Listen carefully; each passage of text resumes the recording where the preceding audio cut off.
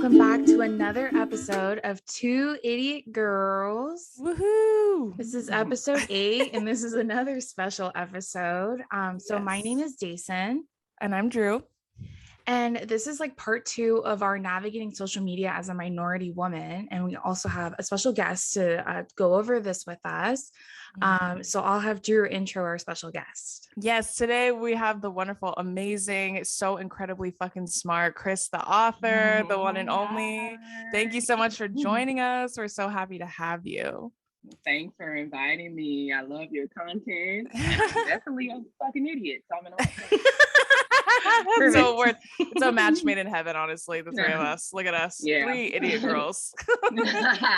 Well, as part of our series to try and platform Black creators that we feel are truly making a difference and people that deserve a much bigger platform, deserve their flowers, Chrys is obviously one of those as well for us personally, because we find her content so incredibly engaging, informative. I was just joking with Chrys before we started recording that like I'm just mean, but she's educational and mean. So she's like, she's a twofer, and she's so fucking funny and engaging. So Chrys, typically I would say you like tackle a lot of I guess issues that you see on the platform, whether it's misogyny, right, homophobia, I guess like popular culture topics. I saw you talking about Kanye and Kim and Rihanna and ASAP. So she kind of covers the whole gamut. Yeah. She kind of covers the whole gamut. She has like your TikTok handle says your opinionated gay cousin. They got lots of opinions. I mean, me too.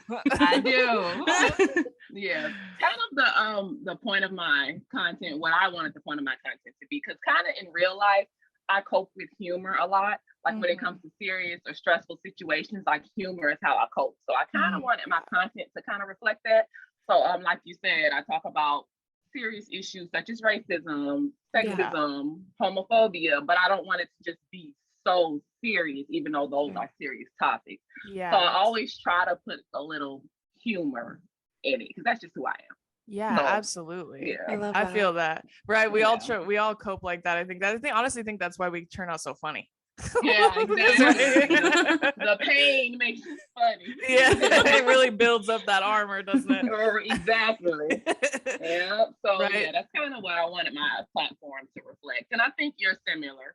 Yeah. Like, obviously, you're tackling misogyny, something the men saying the most hateful, disgusting things to you and other women, but you talk about it in a way to where we're able to laugh about it as well. Yeah, so exactly. I think we find common ground on that. Yeah, absolutely. Yeah. I think too, Honda's like it's kind of like a fine line that you tread because, you know, especially with misogyny specifically, because men inherently believe women are stupider, right? They're like dumb and vapid, so they already aren't gonna listen.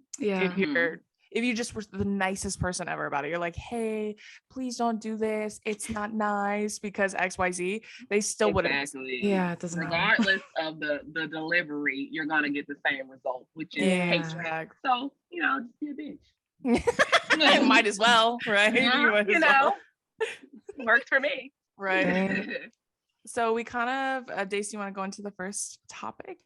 Yeah, sure. So we wanted to start with kind of your introduction to social media, like personally. So like, what was your first experience on social media like when you first, like, if it was like Facebook or I don't know, what was that like for you? So my introduction to social media was actually MySpace. Okay. When I was like 10, of course, I was not allowed to have a MySpace at that time, but I decided I was going to get one anyway. So yeah, I snuck and made a MySpace. I had like an alias email address and all of that. An email address I still remember, but I'm not gonna say. So yeah, I created my little fake MySpace page. I'm sorry, I stole my sister's flip phone, was taking little pictures with like my bun up on the mirror, just like cringe as fuck. So I started MySpace. That was very short-lived. My mom found out. So I had to take that down. And actually after that, my involvement with social media was probably as minimal as it gets, believe it or not. Okay. Like I had a Facebook for like family members that I rarely ever used. I made a Twitter. I never was really active on it. Instagram, I really wasn't active on. Like, really, I just got into social media when I started my TikTok. Wow. Okay.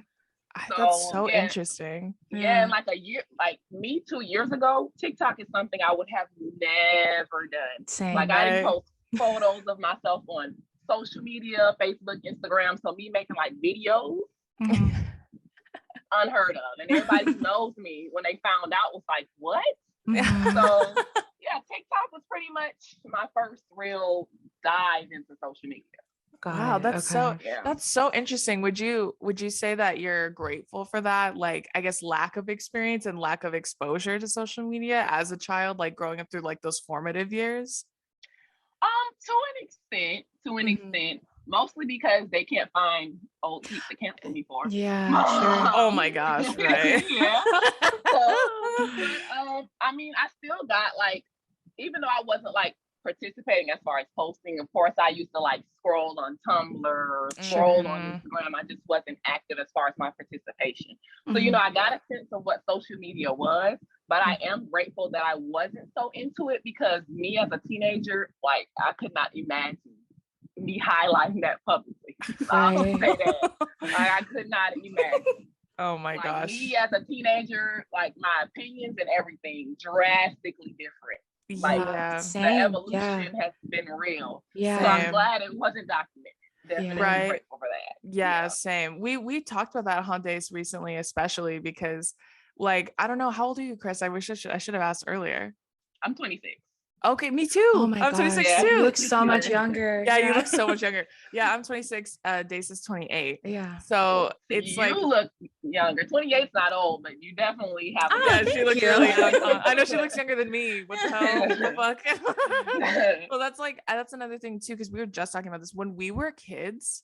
The kind of things that were funny and or trendy or at the time were rooted in so many different facets of bigotry, like whether it was homophobia, racism, misogyny. Like, those were the things that were funny. They were in popular media, they were in movies, they were on TV. So like, having the access to that kind of social media where you could like put every single living thought you've ever had on the internet is such a slippery slope, like, for people our age.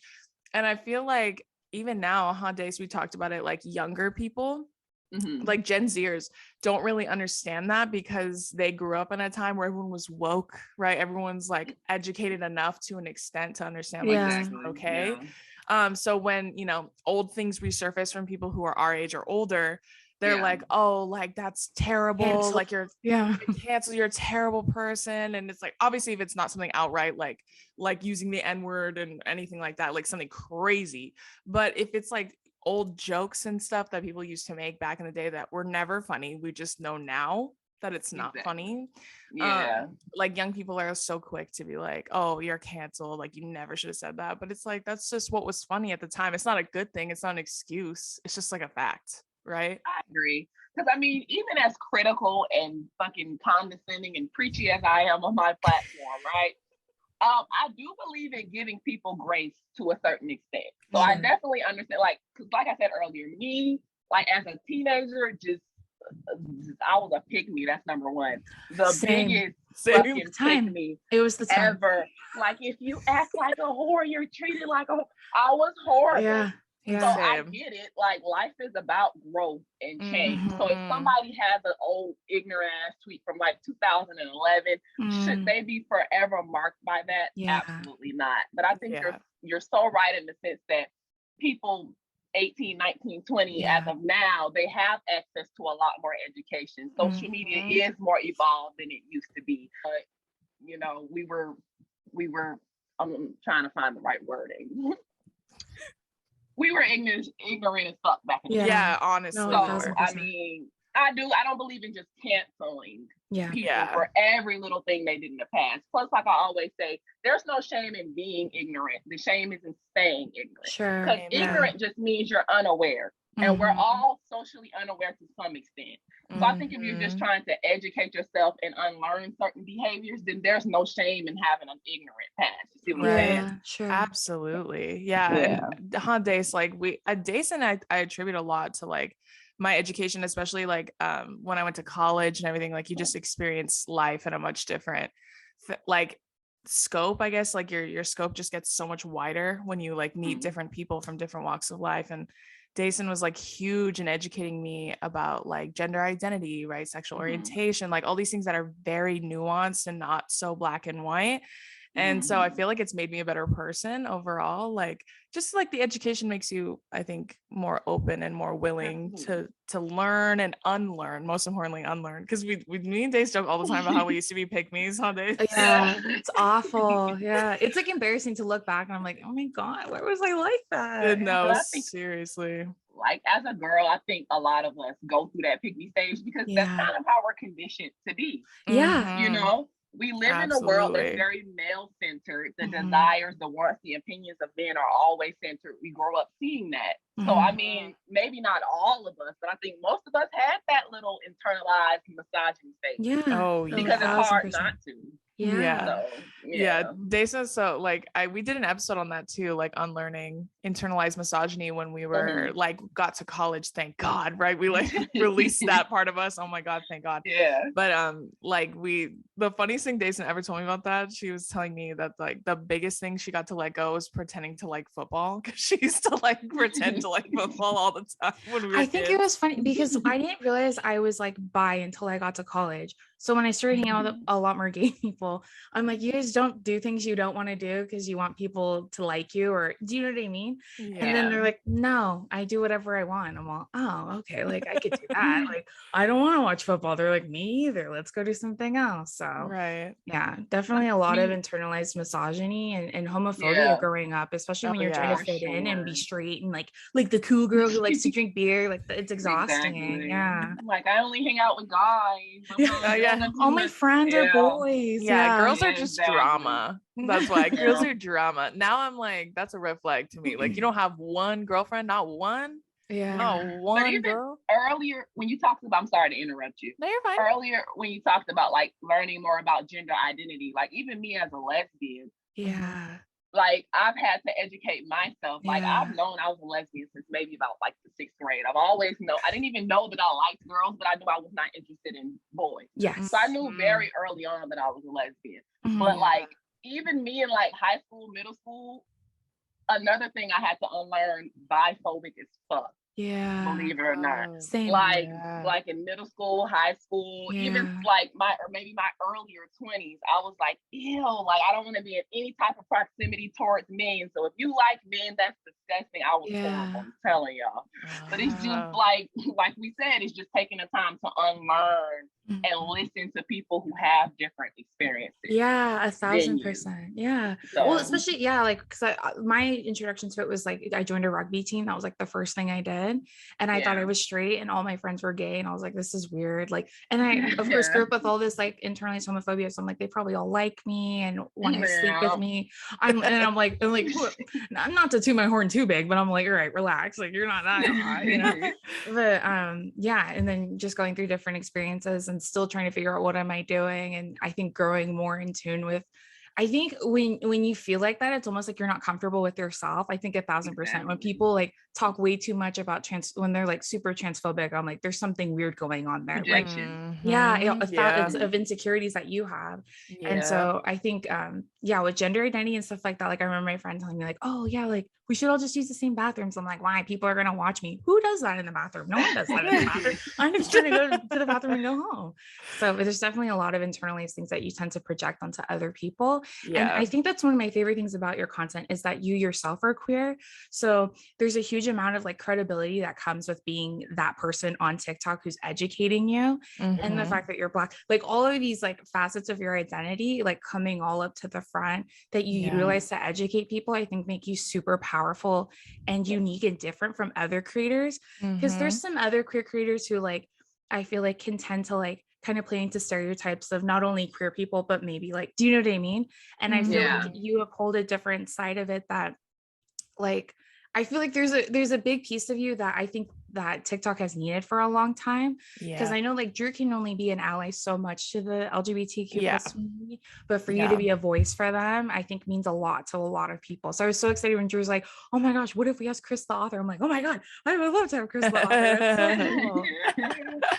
Yeah, that's such a good point too, because I can only speak like in support of the LGBTQIA plus community for so far, because I'm not a part of it. I'm only supplementary to them. So like my job is to not take up space in an area that I'm not a part of. It's to uphold other people who can speak on behalf of them, because I would never be in a place to speak on behalf of gay people, because it's not my place to.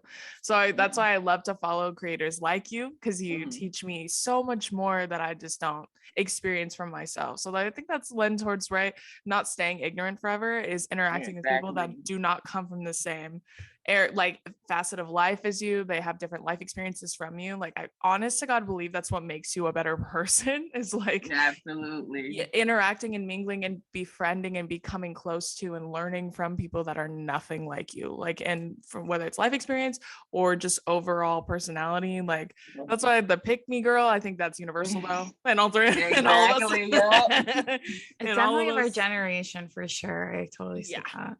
Oh yeah, the cool girl aesthetic thing was so big when we were young, like especially in high school. The fact that we're the same age too, I was like, like in high school. Oh my gosh, in high school, same era.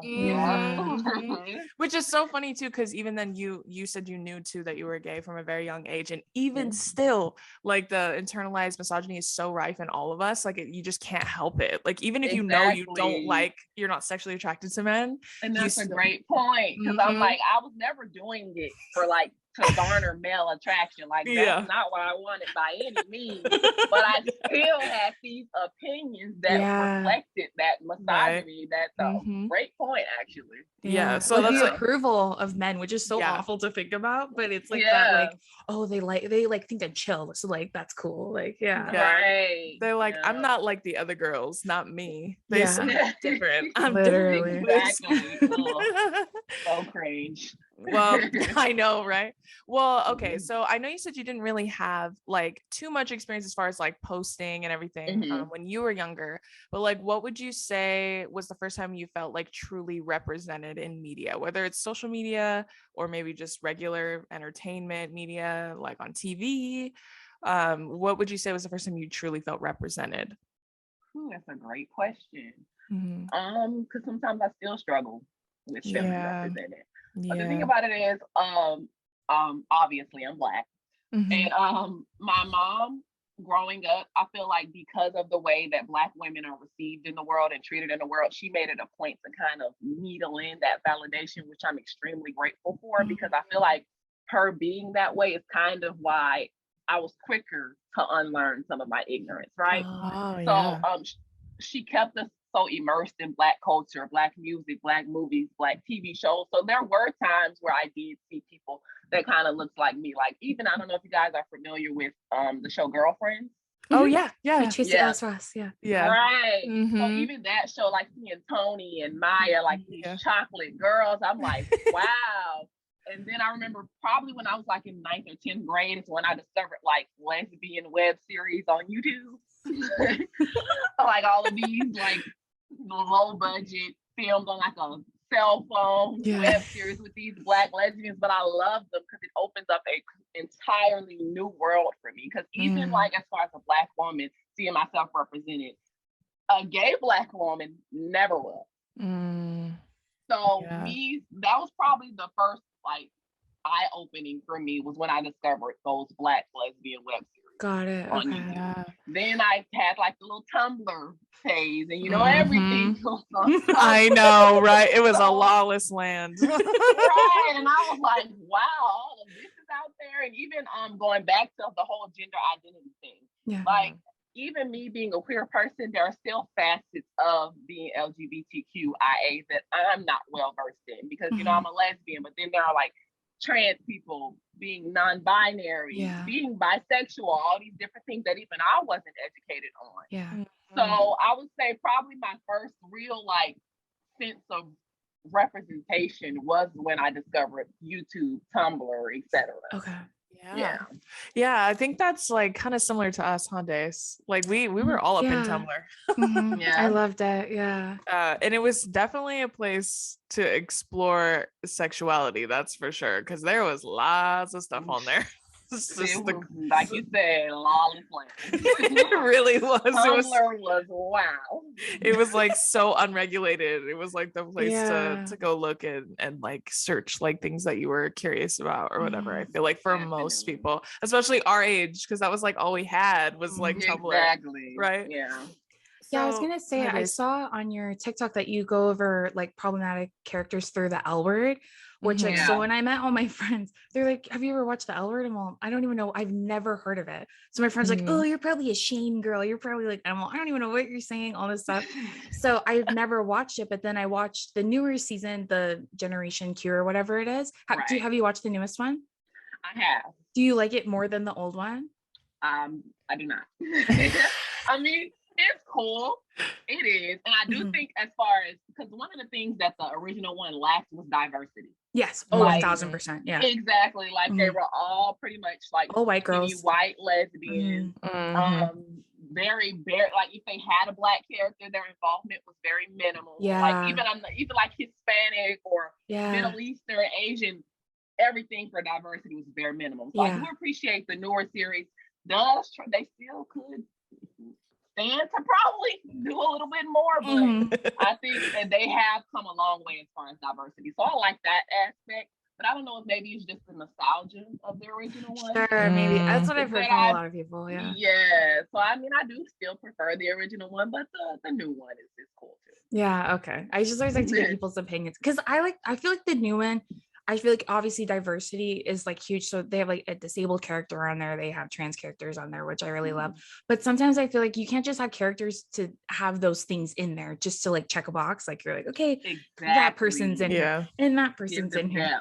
Yeah. And character development. Yeah. Like if they have no story arc other than that. No, and they don't. Exactly. It's always centered around that. So thankfully, like with the character who's disabled, hers isn't being disabled, hers is like just living her life, thankfully. But for some of, especially the trans character that they do have, I feel like his whole thing is always centered about being transgender and the things he runs into. And I feel like that I wish we could just see him being a normal person and dating and having sex and whatever, like figuring out his life. Yeah. And I think that's true, but I do think they came a long way as far as, you remember Max from the original series, the trans guy, how they depicted Max was very problematic in my opinion. Oh yeah, everything. Yeah, his identity was not only was his identity only tied into him being trans, he was ridiculed.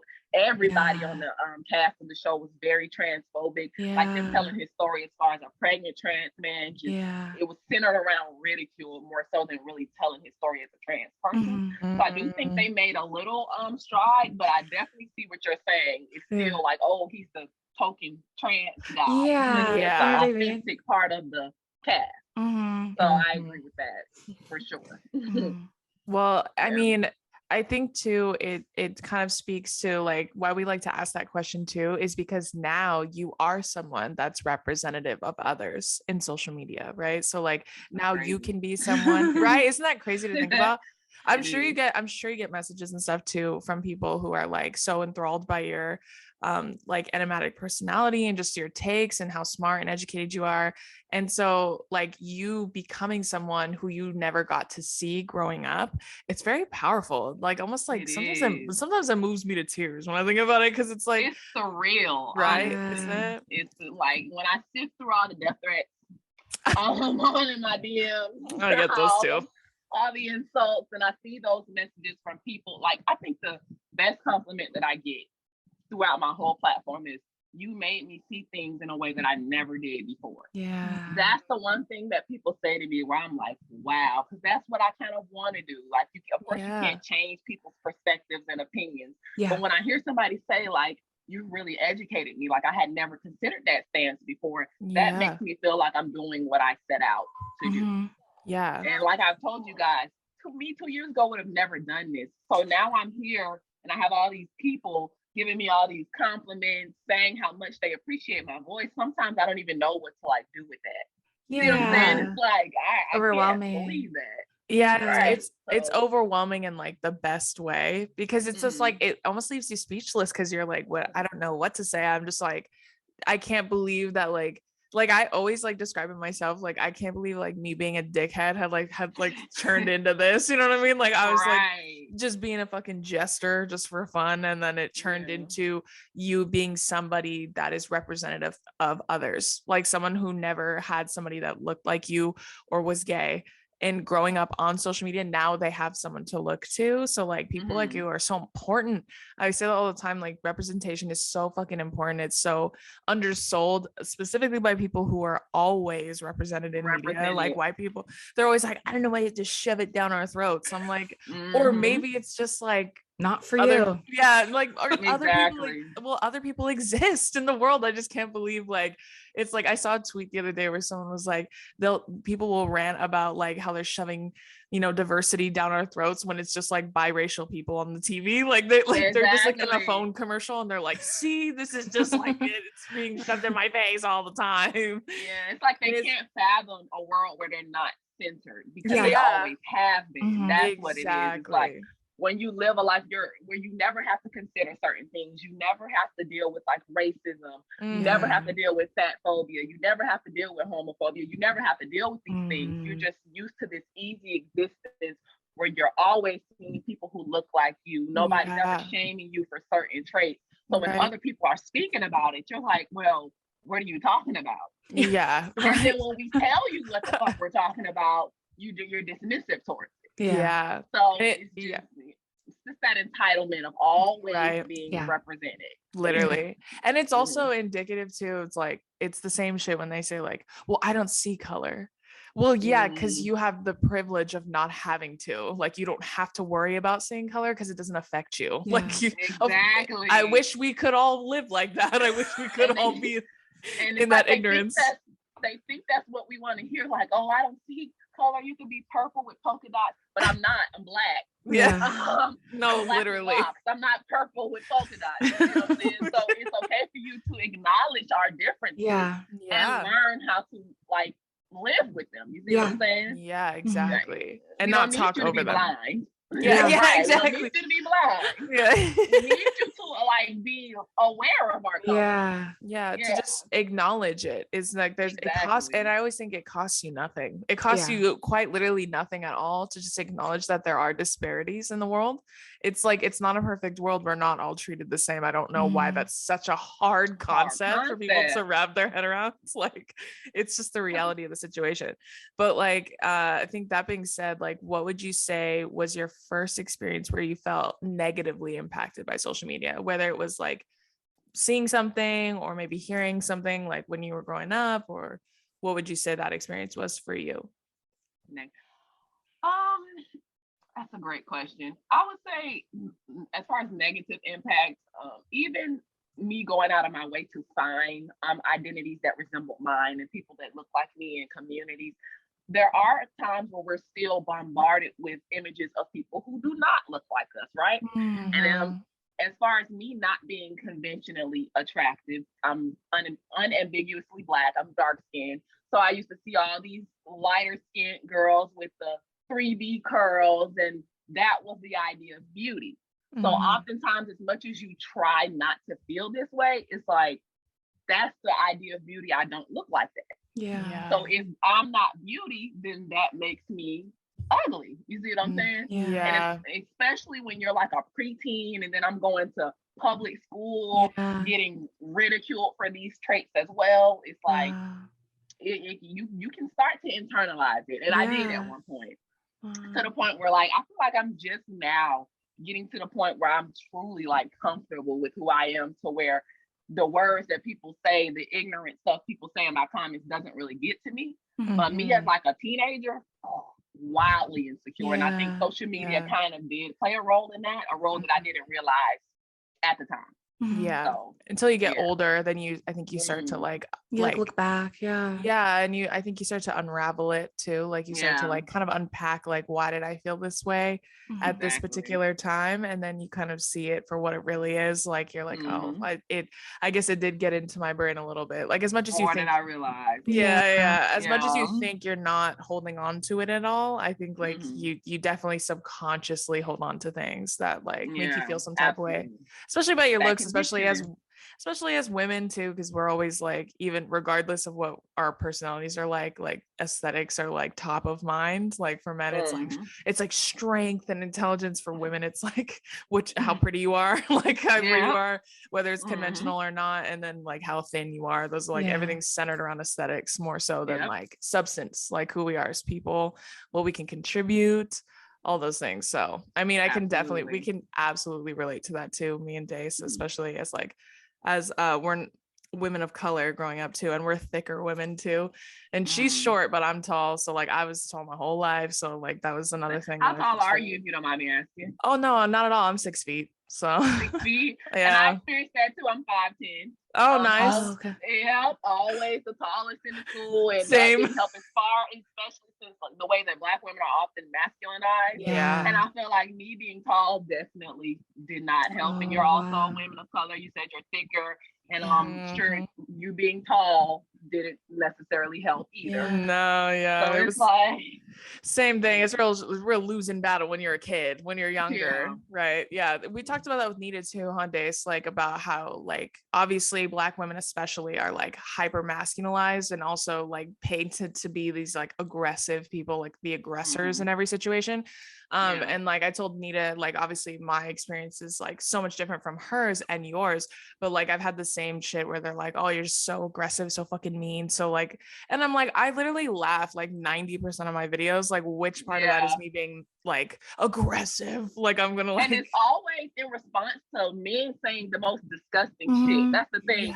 You're not just finding random bald men on the internet and bullying the shit out of them. It's always in response to them saying very evil things. So it's like they skip past what you're responding to say that you're mean and you're body shaming, and it's like you didn't hear what he said. Literally. I saw someone comment that once too on my thing. They were like, they want to body shame, and then when you do it, they want to talk about morals. Like all of a sudden they're like, all of a sudden we're supposed to be kind to each other, right? All of a sudden it's eye for an eye makes the whole world blind. All of a sudden I get that all the time. An eye for an eye. They say that all the fucking time to me. So I mean, it's just one of those things I think like that we just have to deal with as creators, especially the more we grow and like the bigger women of color, and especially like just the reach that you start to have to, like as you get bigger, you start to reach these parts, these corners of the internet that are like truly fucking rotten. Like they just find you and they're like, it's just horrible. I think it just comes with the territory, but it's still it never gets any less shocking to me. It never really hurts my feelings, but it doesn't get any less shocking that I think that people like that exist in the world. Like, exactly, because it's like me, as far as like, of course, my platform is largely based on humor, right? So there's times where I'm talking about things like fucking America's Next Top Model, right? And they're still in the fucking comments like, why are you so angry? I'm like, bitch, I'm talking about a haircut. How could I be angry? You know what I'm saying? It's just because I speak with passion. You know, I'm a Black woman. So it's like, oh, if she's not as dainty and as delicate as possible, scary. See what I'm saying? Yeah, it doesn't even matter like, what you're saying. Yeah, they immediately characterize you. Yeah, angry. So it's like at this point, if I'm gonna be angry, shit, I'll be angry. That's fine. Same. I don't mind literally same. Yeah, that's how I'm like, the tone policing is crazy because like I talked about this once too, but like I had a white girl who copied exactly what the fuck I said. Like she literally verbatim was cutting and pasting the shit I was saying, and she was copying like my mannerisms, like literally everything, which is weird. And I was like, you know, when I found it, I was telling Dason about it and how fucking mad it made me for obvious reasons. But the biggest one was that the comments were from the dudes she was making fun of were all like, oh, like tough but fair. This is so tough, but this is fair. You know what? Like you got a good fucking point. And I'm like, it's crazy because she copied and fucking pasted exactly what the fuck I said. But these dudes, when I say it, are like, oh, you're a fucking bitch. Like, why are you so fucking mean and aggressive? Exactly. Are you so fucking bully? And I'm like, okay, but this white bitch says it and they're like, hey, comedy. You should do stand-up, girl. Yeah. You should get into skit writing, girl. You're so good. That's why I was like, all of a sudden, like just simply her being a white woman made it more palatable. Yeah. Which is wild when you think about it. Yeah, it's just bizarre. Crazy. Yeah, and they, it's the same. I see it all the time too, like with Black creators too, where like it's like almost like their masks. They like put it on for like a show so they can post a video and like be funny and be popular, whether they're copying mannerisms or accents or using AAVE. They're just like using it as like a tool to like platform themselves, and then they can take it off whenever they want. They just stop talking that way, stop acting that way. They don't talk or act like that at all. And I literally said to him, like, you're telling me that this bitch talks like that normally? There's no way. There's and literally it never sounds authentic either. No, like you can always like, oh, they're always like, oh, well, I'm from the hood. I'm always around Black people. That's why I sound like this. But it's like, that's not even what Black people sound like. You're trying to talk like what you think we talk like, and you don't even talk like that. That's why we're able to identify it. Yeah. And then you're gaslit when you speak out about it. Like I'm sure you probably were in reference to your situation. When the person that was copying you is like, whenever you speak out about it, it's like, oh, what are you talking about? You're delusional. Y'all are just mad at everything. Yeah. Right? It was literally like we're saying that people can't flip people off now, like that's stealing. It's like you didn't fucking listen to anything else I said. It's just and shocker, it was another white bitch. So I'm like, dude, you're coming to the defense of your own, like that's shocking.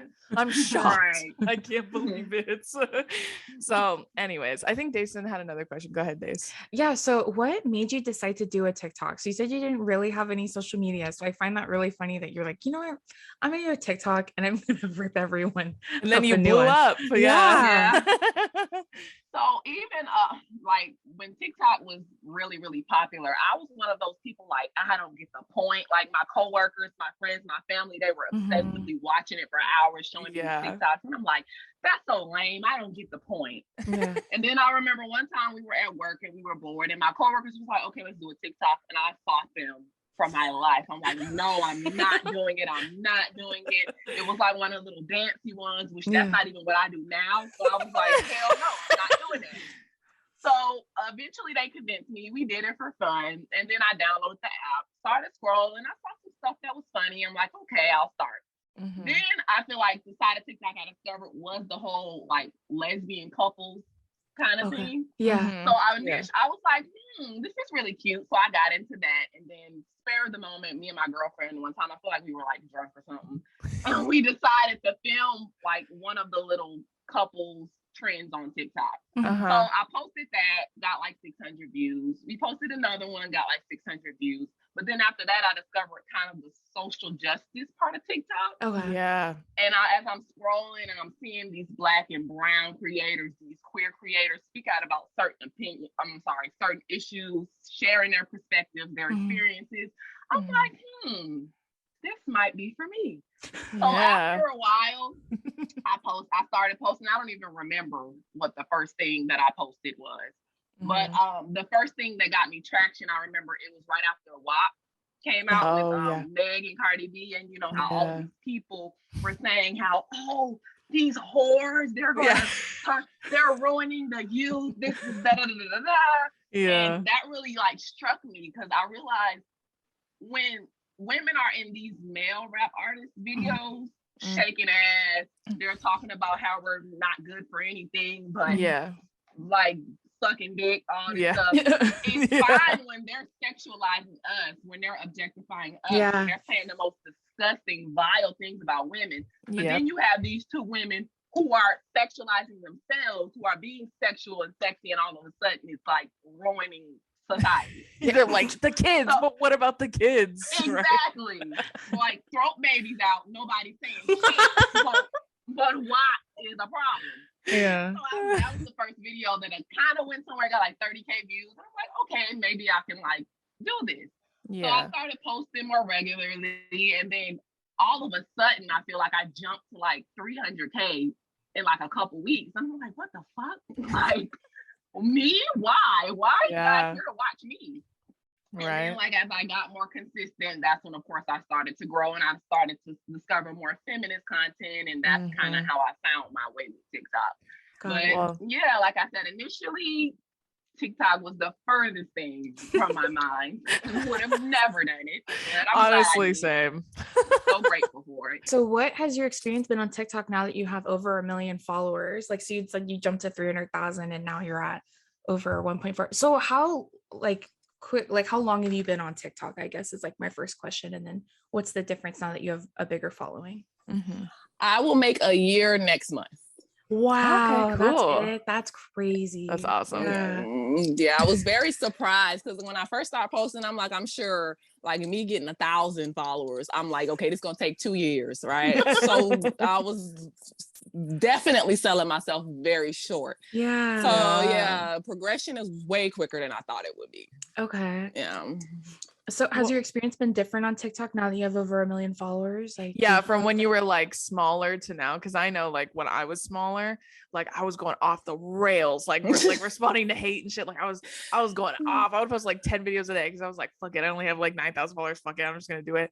But now it's like different. Obviously, the stats change, and then you're kind of like tolerance changes. You're like, whatever. Like it's just exactly, and it's like even at where I'm at, like there's a significant difference. So to where you're at, couldn't even imagine. But honestly, but I definitely have seen a change from when I was a smaller creator to now. Obviously, when you get more positive attention, you get more negative attention. So it's like sometimes I feel like no matter what I say, there's going to be somebody in the comments arguing. Like I could say the fucking sky is blue and the clouds are white. And somebody's gonna be in there like, you bitch, the sky was pink last night. Like I can't, like, so of course that's one I'm thinking that's probably the most dramatic difference. Is the amount of people I'm now exposed to. Got it. Exactly. So and of course more opportunities come when you're a larger creator. So it feels more, of course I still love it, it's still fun, it's still enjoyable, but it does feel like a job now. Sometimes. I feel you. Whereas before it was like posting on Instagram for fun, but now it's like business involved. And that kind of triggers my anxiety at times. So I feel that. So I feel that. I think that's the two biggest things is the negative attention and the business aspect of it. It's also that's something that I feel like a lot of creators don't really talk about, especially since like creators like you and I, like we didn't set out to do this. Like it just kind of happened. It just kind of fell into our lap. So now both of us are like people that fight for others and speak up in the face of bigotry. So it's almost like a mantle that we've taken on. So now it's like when you don't talk about things, they're like, why don't you talk about this? Like, why haven't you talked about this? Exactly. It's like because of the type of content that we do, it's almost like an added layer of responsibility, right? Like, whereas if we were just doing like little dancey dances, which and by no means am I down in that content, because content is content. But when you make certain kind of social justice content, they expect a lot from you. It's like, oh, why didn't you speak on this? Like all hours of the day, they're hitting you on Instagram, they're emailing you. It's like I'm one person. Seriously. Like they send me the most triggering videos sometimes, asking me to, and I'm like, I appreciate that you guys want my perspective on these things, but it's like I'm still human, and sometimes I don't feel like talking about these things. Oh my God. Having to like set those boundaries. I'm glad that you're the same as me, because like I've had to set boundaries like that, because there's just certain content that I'm just never going to talk about.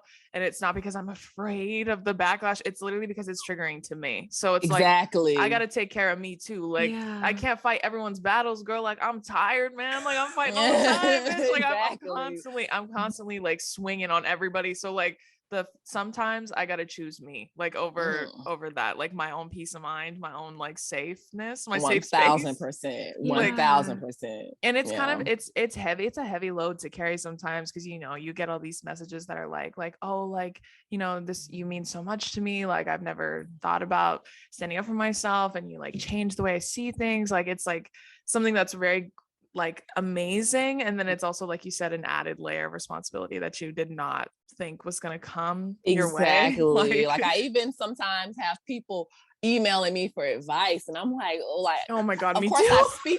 I speak on certain topics, but I don't know if I'm qualified to like give you advice on your divorce. Yeah, I don't.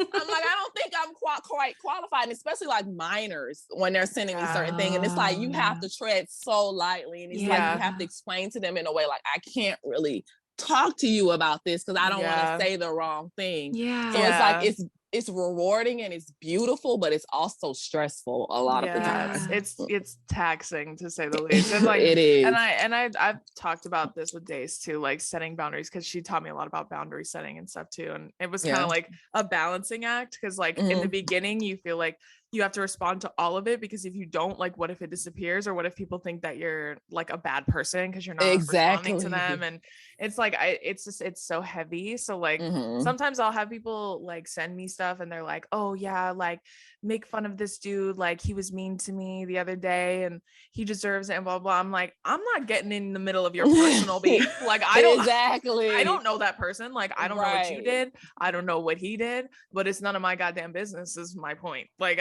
I'm not getting in the middle of it. There's no way. Like they even asked me to speak on like beef with other creaters, like situations I have nothing to do with. They're like, can you speak on the argument between? I'm like, no. Why would I? I don't have shit to do with that.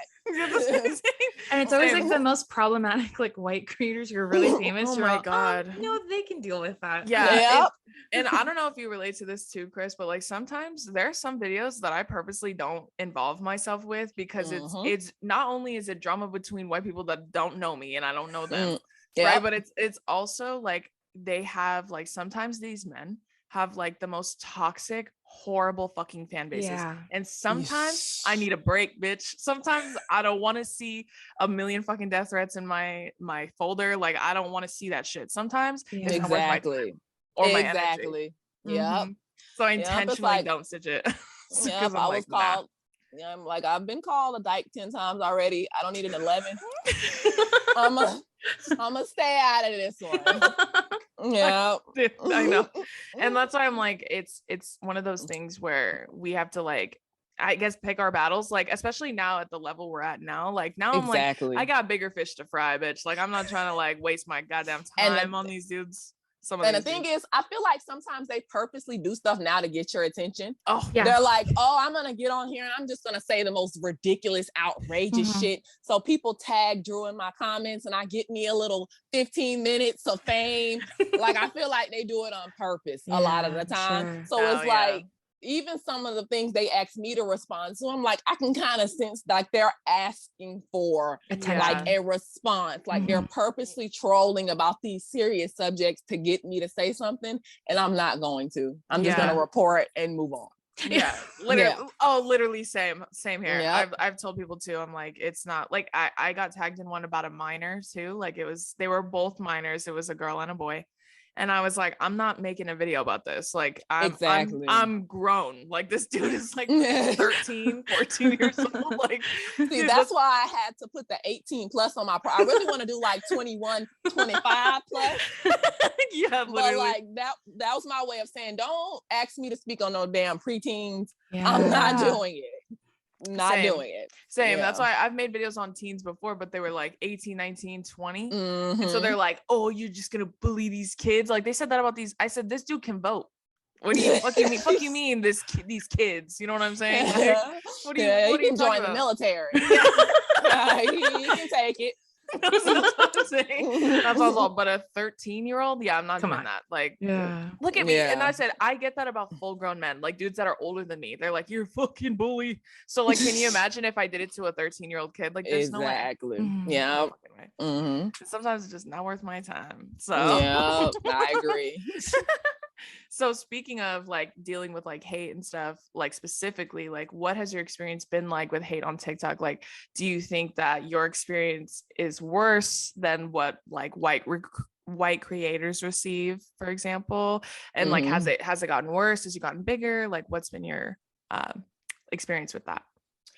Of course, I do feel like there's an added layer being as though I'm a Black woman. I feel like they probably got like more material now, because it's like instead of the misogynistic shit, I'm gonna be racist on top of that. Yeah. And then let me sprinkle on some homophobia. Yeah. So I do feel like there are added layers to it. And of course it has gotten worse because there's more of it, but there's also more love too. Yeah. And oftentimes, like, I don't even necessarily have to say anything because the other people in the comment, because me, I'm just gonna block and move on. I'm not gonna make no response video. Argue. So because you're gonna delete the comment anyway.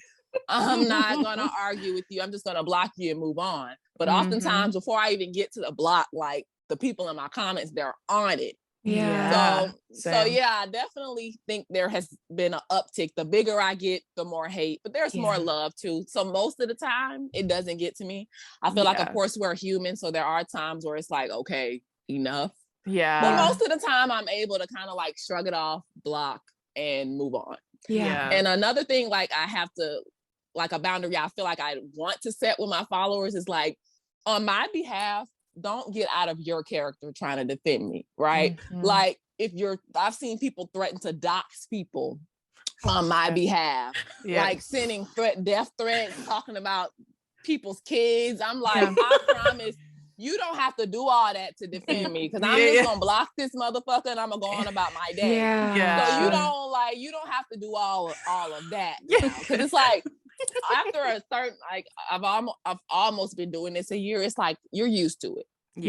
Because there are certain, like, and the thing is, I can take criticism. Like, if I'm human, so there's going to be some times where I say something that doesn't quite hit right, or I might say something just flat out ignorant. I don't mind being checked for that. So I'll take the criticism, but I also know there are some people who would argue with a rock on TikTok. It don't matter what type of content you make. It can be family content, post your fucking dog. It could be anything. And they're going to find something to insult you on. So because I know that, it's easier for me to deal with the hate. Because I'm like, okay, y'all gonna hate on anybody. So, literally. We talk about that a lot too, especially like how the hate differs, like, between us and like white creators, and like even between you and I, because I'm not a Black woman. So obviously, like, I know for Black creators it's so much worse because people are so fucking rotted and evil on the inside. The people who are going out of their way to comment hate on shit they don't even care about, like, exactly. So I get like the most aggressive, like, visceral fucking hate too. And like, even then, like, when I've talked about this before, like, gym bros are the fucking worst. Like, every time I do them, I get an influx of like the most aggressively white supremacist fucking bullshit ass dudes. Like, it's just the most horrible fucking shit. And I was telling Nita this when we talked to her, but like, white supremacist dudes literally only know like 3 races. So it's like Mexican, Asian, Black. That's it. Like, nothing else. So they know I'm not Mexican because I'm too tall and all. Like, they do the math a little bit, and then they're like, oh, so she must be Black. So then they send me the most vile fucking shit. So I literally told Nina, like, I can only imagine if I was visibly and actually presentably Black, how much worse it would be, because they're just so hell bent on being awful. Like, it's just horrible, like, having to see it. So I was like talking about how I've had dudes like that send me a bunch of hate because of what happened. Like, their fucking followers came and were up my asshole for like 2 weeks. They camped out in there. They fucking set up a tent. They were like, let's chill. This is fucking awesome in here. Nice and cozy up in there. So like, I had a dude like that be like, I'm getting death threats, like blah, blah. I said, I will give you fucking $10,000 if you can send me one death threat you got from me. From my followers, but I'll send you a whole folder if you need one from the ones I got from you. Like, what the fuck, dude? So like, I totally get it. Like, having to deal with it is like, you just grow an even thicker skin, crazy enough. Absolutely. And I definitely have over the last years. Like, at this point, you can say whatever. At this point, I've heard it all. Same. And since we make such similar content too, like, sometimes I have creators that don't make anything near, like, they're just like cute pretty girls, or like they make cooking videos or something, and they're like, how do you deal with the hate? Like, how do you deal with that? I was like, I just don't care anymore. Like, it doesn't hurt me. I'm numb. Yeah, and at this point. Yeah, and most of the time they don't even make sense. Their insults and shit don't make sense. They're real low-hanging fruit, like fat, ugly. They're not even creative. Yeah. That's the thing. Like, I would respect it maybe a tad more if you were like creative, if your wordplay was clever. Yeah. Like, very surface level. It's the same evil, misogynistic, racist bullshit. Yeah, like, it's just copy pasted every single time. It's like the same shit over and over again. Yeah, this one guy said I look like Snoop Dogg. I'm like, bitch, that's a good one. I'm like, bitch, you got me with that one. I had to give him a bit some props with that. It's the same bullshit. Yeah. I know. I literally had someone on Twitter call me, what was it, Dace? It was like pot of evil or something. It's Agreed. Like agreed. It's like a Yu-Gi-Oh card. Dude, I looked that shit up. I said, damn, that's a good one. Okay, you fucking got me. Motherfucker. Okay. I said, oh, so you got jokes. That's what I said. Okay. So those ones I see it and I'm like, oh, okay. Like that one, that's pretty good. Like everyone else is the same fat ugly bitch. Yeah. Every single time. So I'm like, yeah. Well, just another day on TikTok. Right. Exactly. Another DM the that I got. land. Yeah. So we always like to end every episode about kind of sharing how we can do better on like regardless of like whatever the topic is. So we wanted to know, how can we better support Black creators on TikTok? Great question. Honestly, I think a lot of people, when it comes to how they can be allies or how they can help support the Black community, I feel like they take this position of almost like, oh, I have to like sacrifice my soul. Like I have to lay at your feet and grovel. Like how can I? Like, and it doesn't have to be all that. Guilt and everything is not really what we're asking for. A lot of what we're asking for is like humanity and education, really. Yeah. Like, listen to us when we're speaking instead of like copying us or taking from us, platform us. Just sort of like you guys are doing what you're already doing is a great start. You see what I'm saying? Just like, invite us on your platforms, share us on our platforms, support our platforms the same way we do other people. You see what I'm saying? Don't speak over us. Listen to what we're saying. Don't always ask us to educate you. Do your own education. Just things like that go a long way. You see what I'm saying? Like, you don't have to give me your firstborn child. just don't be racist and listen to what I'm actually saying. That's really just what I'm asking for. You see what I'm saying? Yeah, so, it's real bare minimum, honestly. Exactly. It's not hard. Like, they listen from a place of like defensiveness, rather than understanding. So it's like, when you're listening just to disagree with me, you're not gonna understand what I'm saying. And you're not really listening. That's not active listening. Just waiting to talk. Just absorb some of what I'm saying. Got it. And respect is really just what we're asking for, I think. And credit a lot of times too.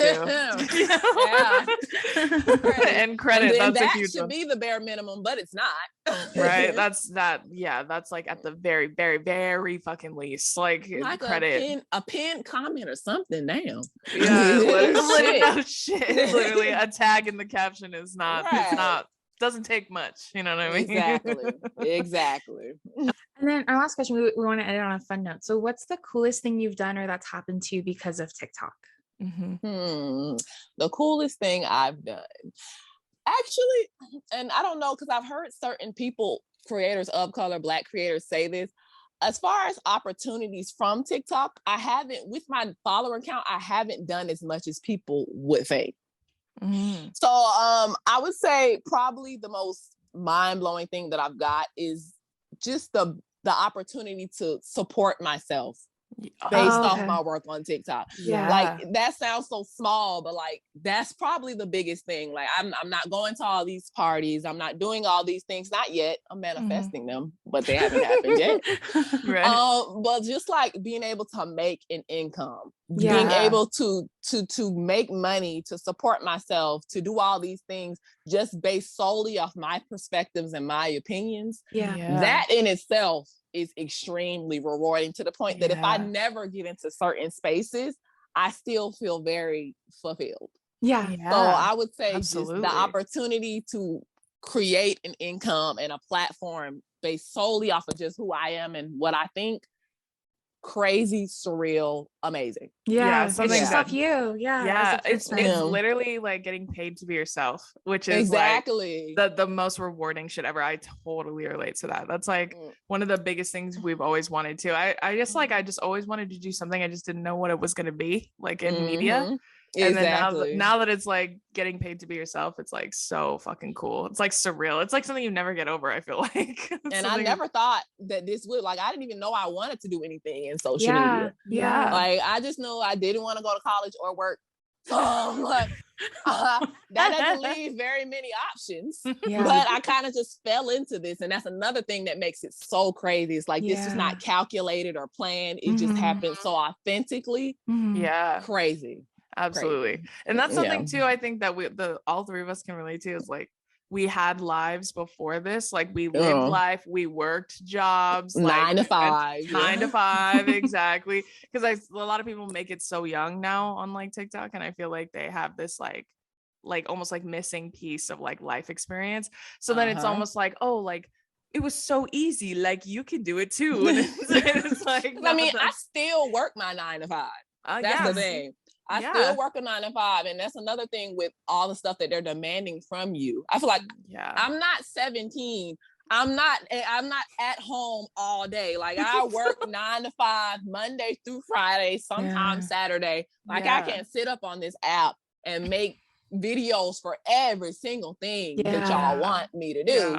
Like, I would love to be able to quit my 9 to 5, but I'm not there yet. So you're on your way, that's for sure. And like, honestly, anything that we can do to help support you or platform you further, like, it's been an honor getting to talk to you. Like, we like love and appreciate your perspective so much. You're so fucking smart, and I love smart. I love smart girls. I love it. I love it so much. Thank you guys so much for having me. It was an honor to come here. When I saw the message from you, I'm like, wait, why is Drew DMing me on TikTok? So I'm so glad that you guys invited me. It was a great time talking to you guys. Of course. Well, just thank you so much for joining us on this episode of Two Idiot Girls. And we want to once again thank Chrys, the author, for coming on our show. Thanks for having me, guys. It was so awesome and incredible. Please go follow. Oh yeah, let me ask you, where can everybody find you on all your different platforms? Like, TikTok, of course, it's my biggest platform. I'm Chrys, the author. My Instagram name, which, why am I not remembering my Instagram name right now? Well, my Instagram name is linked through my TikTok, so there you go. I don't remember the name. Perfect. I have a YouTube channel that I'm starting soon that I need to stop. I need to stop procrastinating on. So look out for that. Awesome. So that's where you guys can find me. Awesome. Thank you so much, Chrys, for joining us today. Thanks for having me, guys. And thank y'all for joining us on this episode of Two Idiot Girls. We'll see you guys. Bye, guys. Bye.